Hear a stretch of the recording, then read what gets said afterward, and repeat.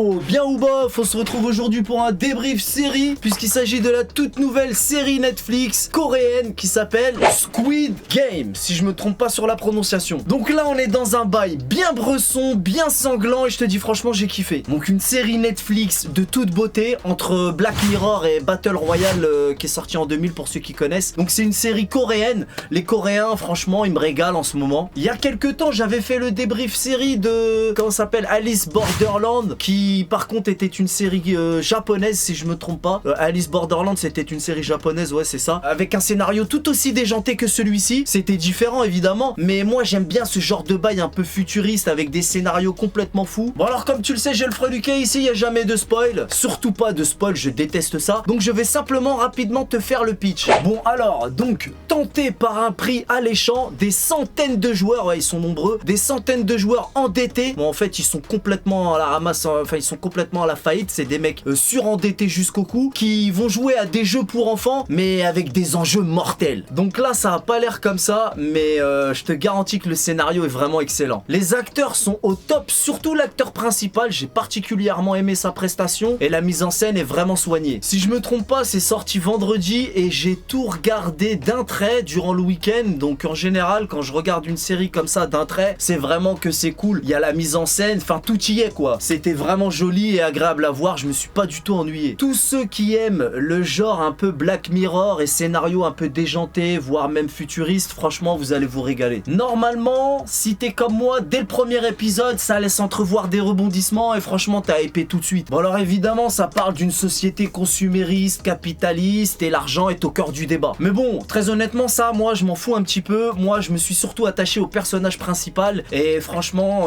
les acteurs de manière générale ont fait des performances remarquables. Donc comme je te l'ai dit, le premier épisode est vraiment excellent, on rentre tout de suite dedans avec la présentation du personnage principal, puis arrive le jeu. Au départ on est un peu mitigé, on est un peu dans l'absurde, mais dès le deuxième épisode la mayonnaise prend tout de suite. Et ensuite au fur et à mesure des épisodes ça s'enchaîne et on s'enfonce petit à petit avec les personnages dans les rouages d'un jeu complètement dingue. Au fur et à mesure des épisodes on assiste à des scènes tout aussi horribles qu'émouvantes. L'ambiance est stressante mais divertissante, le tout saupoudré de thèmes musicaux parfaits, franchement c'est bluffant. Non vraiment, le cahier des charges est rempli, ils nous ont respecté, c'est pas souvent que je regarde une série comme ça d'un trait en un week-end en plus. Après dans cette série il y a aussi plusieurs lectures, ils caricaturent la société de façon intelligente je trouve. Donc honnêtement c'est bien ficelé, j'ai agréablement été surpris et surtout scotché de bout en bout. Mais après faut savoir que ça reste une série relativement cruelle et qu'il y a quand même pas mal de sang. Il y a même pas mal de sang parce que on voit bien le sang couler. À un moment, il y a des moments c'est carrément gore en fait. Donc au final on a un mélange de thriller, drame, suspense et surtout beaucoup d'action. Et vraiment c'est une série coréenne que je vous recommande vivement. Et amateur ou non de cinéma coréen, et même sans être un amateur de scènes violentes, ce film peut vraiment, enfin cette série peut vraiment plaire à tout le monde. Je dis film parce que j'ai pas eu l'impression d'être devant une série, mais plutôt devant un film de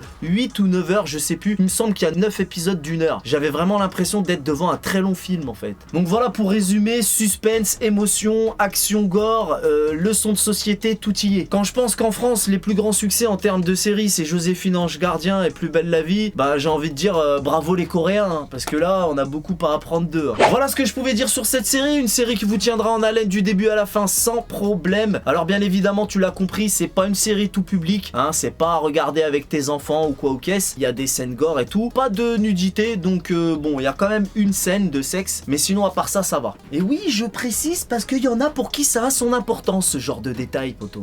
Voilà c'est tout pour aujourd'hui, c'était mon avis de cinéphile raffiné, je te donne rendez-vous très prochainement pour un nouveau débriefing qui sera tout aussi sympatoche, je l'espère. On connaît les bails, salut.